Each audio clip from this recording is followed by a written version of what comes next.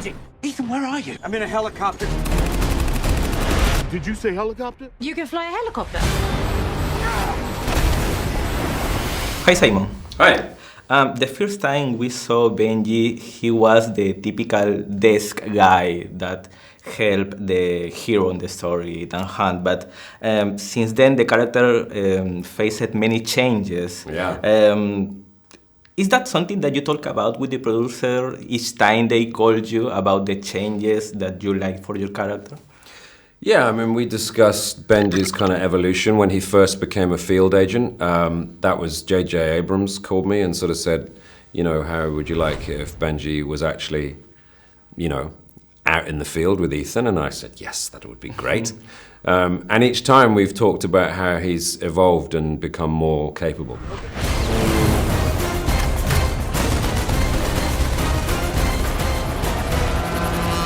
When you play a character so many times like Benji, I suppose that you make your own ideas about how the character evolves.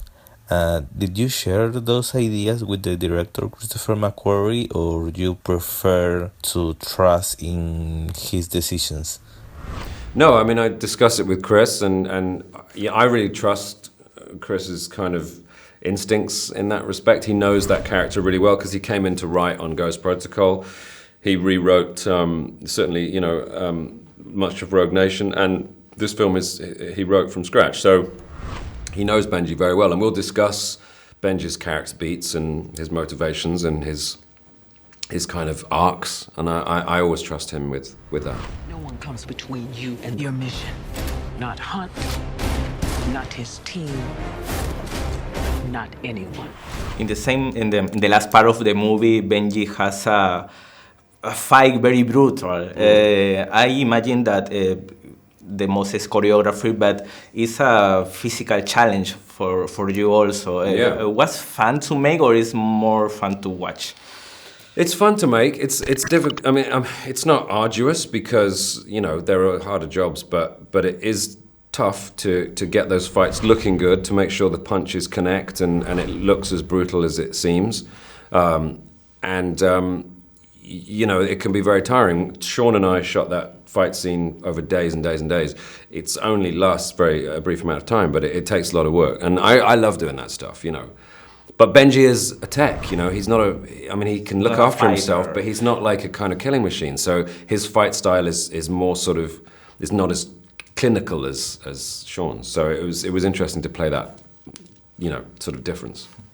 I know we talked about the last time, but it's hard to believe that Tom Cruise made his own stunts. But were you surprised each time that you saw what he does? Always. I'm always amazed at the lengths he goes to, but I get it because it just means so much, you know, more than I think. You know, you can do anything with CG now, and CG is a great tool. It enables us to paint amazing fantasy canvases, worlds we've never seen, you know, creatures, all that kind of stuff, but ultimately they don't exist, and we know that they don't exist. With this, I feel like there are shots in this movie of just cityscapes, which are more breathtaking than any fantasy world you've ever seen because it's real, you know, and because it's Tom standing on top of that building. It's not, he hasn't been put there by a computer, you know, or it's Tom hanging off that helicopter. He really is. There is a tension and a wonder in authenticity you'll never ever get from artificiality, ever. And I think this film, for that reason, is more impressive, more spectacular, more fantastic than anything else you'll see this summer.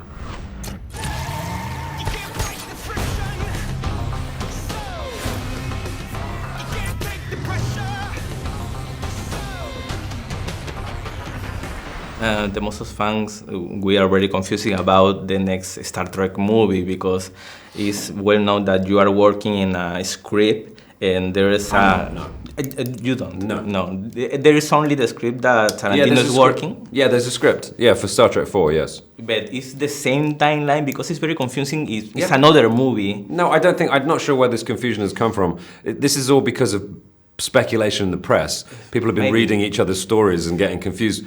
The truth is, there is a film being developed for the fourth Star Trek, and written by Payne and McKay, directed by S.J. Clarkson, and the one that Quentin Tarantino spoke about it might happen further down the line. But it's another cast, another story. No, I don't know. I don't know. As far as I know, it's the same cast, but yeah, don't ask me. Which way, Benji? Turn right. What are you waiting for? I'm jumping out a window! Sorry, good luck. Misión Imposible Repercusión, julio 26, solo en cines.